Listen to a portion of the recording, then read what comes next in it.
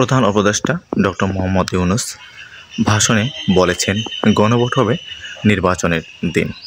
আসলে এই গণভোটের সংকট কি কেটে গেল?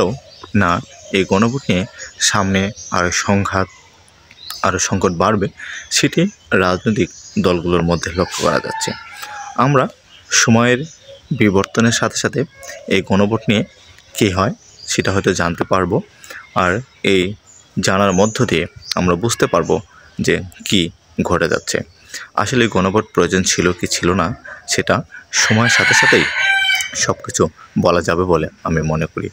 তাই এই গণভোট কতটুকু কার্যকারী হবে না হবে সেটা পার্লামেন্টে ঠিক করবে, এমনই কথা বলেছেন বিএনপির উচ্চ পর্যায় থেকে। আর বিএনপি পরবর্তী সময়ে এটা কি করবে, স্বীকৃতি দিবে কি দেবে না, বা রাজনৈতিক দলগুলো এটাকে কিভাবে সংসদে লিপিবদ্ধ করবে বা সংবিধানে লিপিবদ্ধ করবে, এটা দেখার বিষয়। আসলে গণভোট কি প্রয়োজন ছিল, প্রশ্ন রয়ে গেল সবার কাছে। আর এই গণভোট হলে বা এই গণভোটের কার্যকারিতায় কী হবে, এটাও রয়েছে এক ধোঁয়াশার মধ্যে।